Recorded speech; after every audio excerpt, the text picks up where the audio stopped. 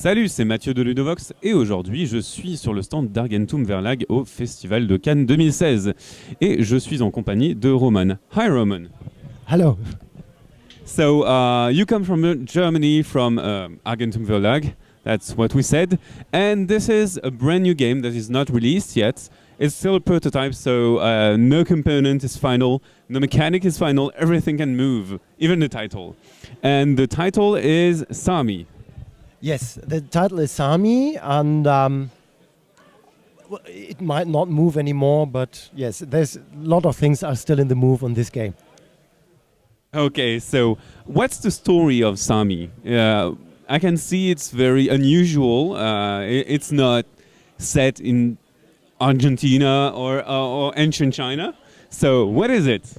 Yeah, the Saami is a tribe in northern Scandinavia, and it's in the medieval time when they moved around the countryside. So they were doing farming, but they also just moved around hunting and collecting things. And the nice thing about this game is that it has a cooperative component, but it's not a cooperative game. So everyone goes for himself. So it's either you or me who win the game. There is some disasters in this game that may happen. Unfortunately, I don't have the specific disasters with me at the moment. I forgot them at home. So what you have to believe me right now is that, for example, the blue disaster is the flood. So there can be a flood. Yeah, there can be all kind of. There can be a plague. There can be Viking invasion. There can be lots of challenges that the people have to come along with, and which they have to fight. And for doing so, you will gain victory points. And as I said, at the end of the game, the player with most victory points will win. So you are playing together in order to hunt the challenge, but you will win for yourself. So we are that tribe, and is there any economy involved? How do we play a player turn usually? Yeah. So in the beginning, every player gets one of these cards, which shows your initial setup. So you get a certain amount of victory points in the beginning already. You get a certain amount of resources which you can use to spend, and you get it's set up for the crisis or challenges that can occur. So there is protection. So if you take that one, you have a certain protection. That is a drum. A drum has a religious aspect, which is basically kind of protection. So that will protect you against one particular disaster.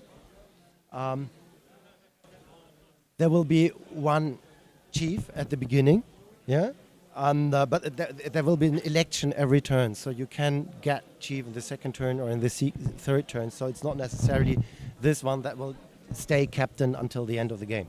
So are you drawing a tile every turn? No, you draw a tile in the beginning of the game, or if you play for the first time, it might be a good idea to just draw one because you don't know the advantages. But if you're an experienced player, you can select one, and depending on what you select, you have a different starting situation. Of course, all of them are balanced. We have an eye on that. If you had that, you have a certain setup which is a little different for everyone, and then every turn you will get 6 resources that you will need to spend for different things. Yeah, so we start with the first village. The game basically has 4 turns. In the first turn, we have that village. In the second turn, we will add a second village. In the third turn, a third village. And the last turn, the fourth village. And the first one will be gone. Yeah, so they are not. So you have 3 villages at once. And do you refresh the disasters every turn? Every time the disasters are refreshed. So at the beginning of each turn, we'll get one new challenge. here, like that. So they will increase. This is the amount of damage they will cause. If a challenge is solved, the cubes are taken out of the game. And there is other opportunities where you may take cubes out of the game. Like, for example, say I'm playing red. I start with 4 members of the tribe. So we are all together. We are the tribe. And I initially have 4 members. And I can use my members to fight the challenge that we have, the disaster that will come. So that we don't know which one will come. It will be the one with most cubes on it, but it will be definitely one. And I can fight that by putting meeples here on the track, on the skulls. So if all of them are filled with meeples, then we turn over the next one. So we are lucky. There's only one more. If that one is blocked, then we'll turn over the last one. So there's a little more difficult, yeah. So it can range from 0 to 4.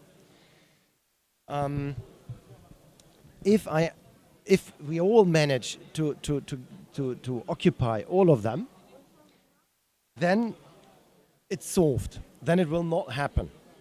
Yeah? Then we manage to do so. We will, yeah, like. How do we choose? So, for example, if me as the purple player, if I put the last token on it, do I choose which disaster to circumvent? No.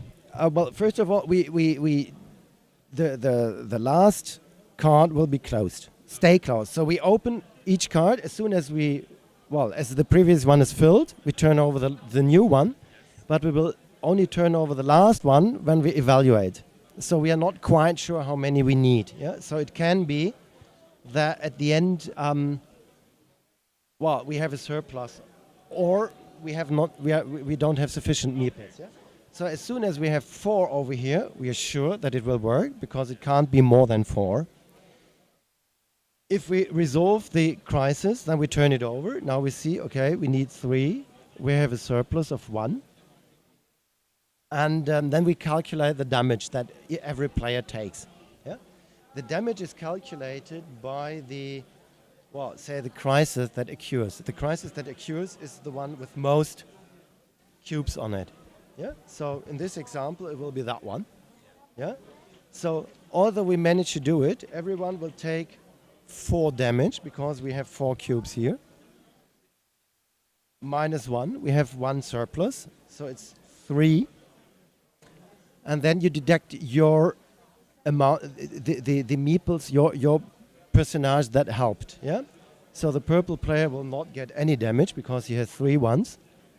And say the green player who is not participating will get a tremendous amount of free damages. Yeah, he can protect himself against that by the drums. I said that already. So what do you do if you don't go here for helping?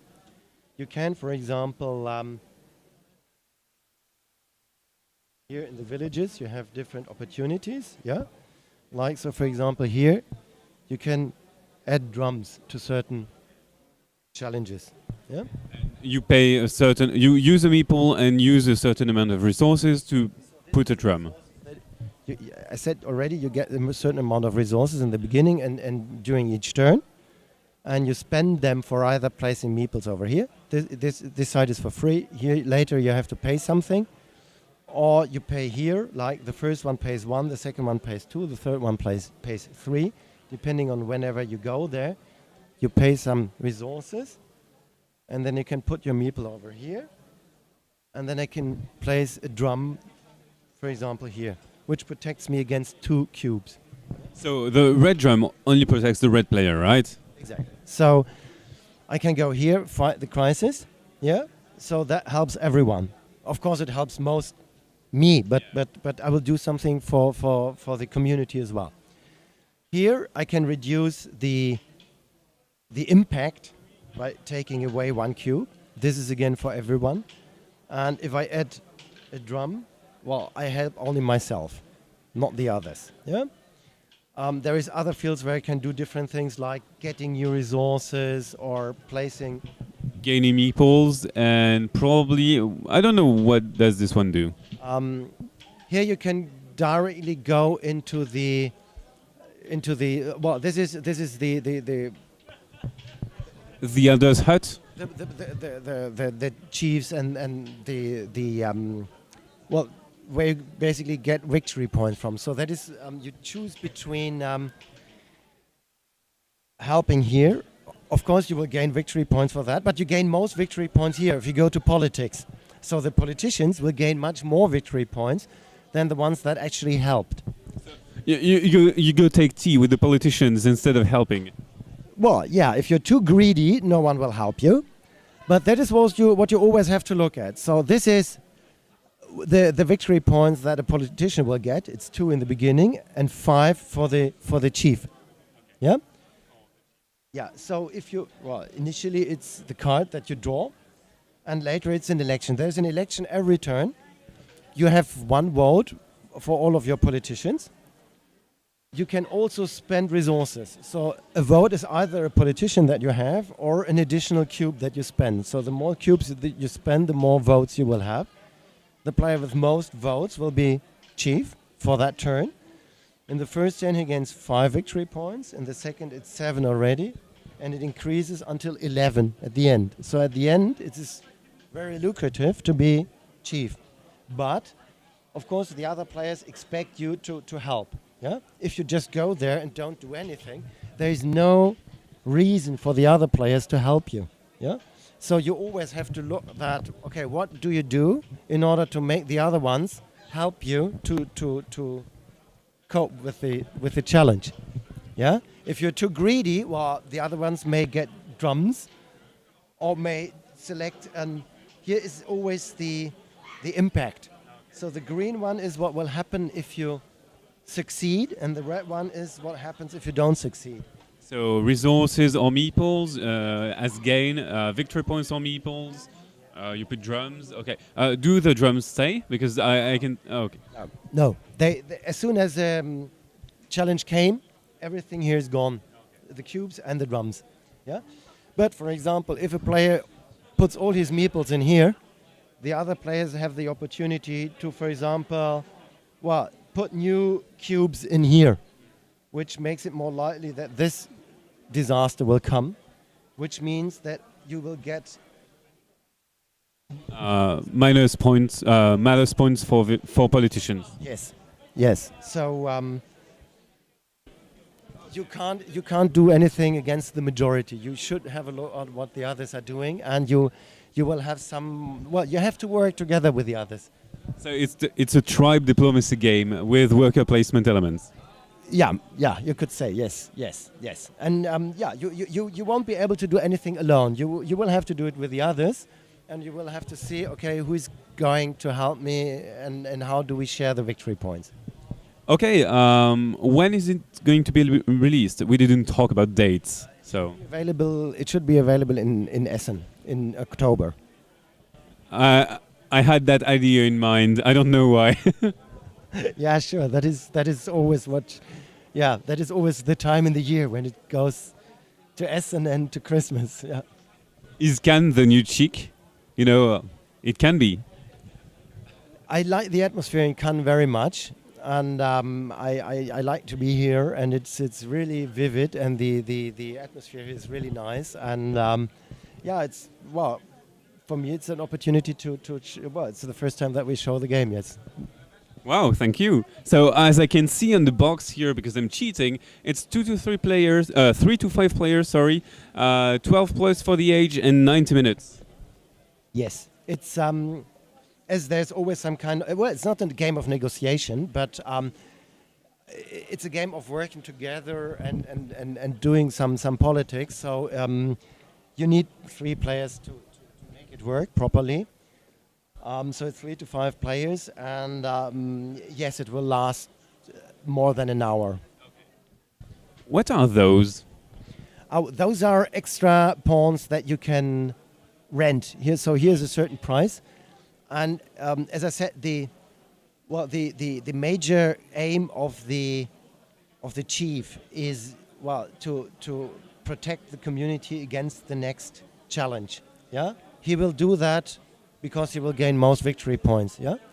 So in order to do so, he may acquire additional people. Of course, you may acquire them as well for doing something different. Yeah. So if you want, like, get new meeples, you go here. Yeah. And of course, you can't go with an extra pawn over there. That you have to do yourself. But if you want to protect yourself, okay, I mean, here you can, of course, only go in the second turn. So in the first turn, this will be empty. In the second turn, it will be available. Yeah. So you can get victory points. You can acquire victory points, or you can acquire drums, which protect you. Then you go here with your regular pawn, and you also can take these ones. So they are just mercenaries to be used. Exactly, yeah. So you can use them here as well. So like that, for example. Okay. Okay, well, thank you. That was very clear. Thank you for the answer. Thank you for the overview of the game. We are eagerly waiting to play this. So thanks, and see you on Ludovox. Thank you. See you.